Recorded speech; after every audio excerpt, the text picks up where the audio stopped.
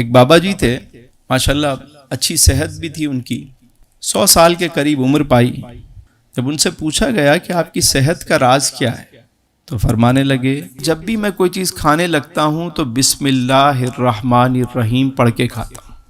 تو پوچھا گیا اس سے صحت کا کیا تعلق ہے؟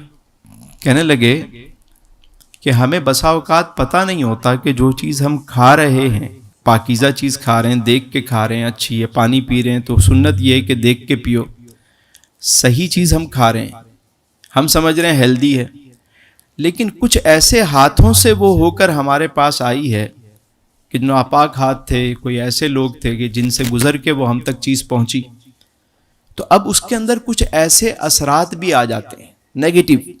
تو جب ہم بسم اللہ الرحمن الرحیم پڑھ کر ہم کھاتے ہیں تو وہ جو اس کے برے اثرات ہیں وہ زائل ہو جاتے ہیں۔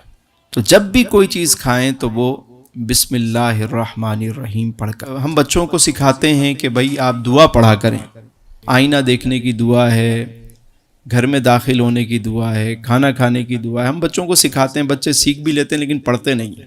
وجہ کیا ہے؟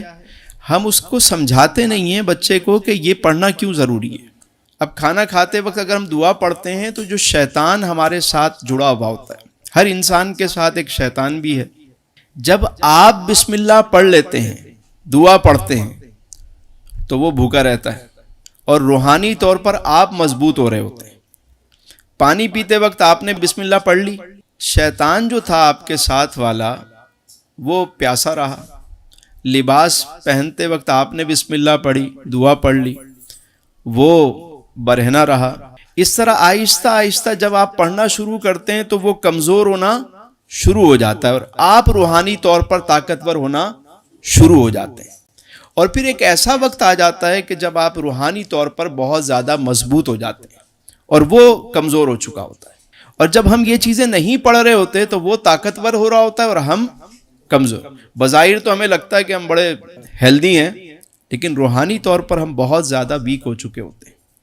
تو بچوں کو جب ہم اس طرح سمجھائیں گے تو وہ ضرور پھر ان چیزوں کو پڑھنا شروع کریں گے۔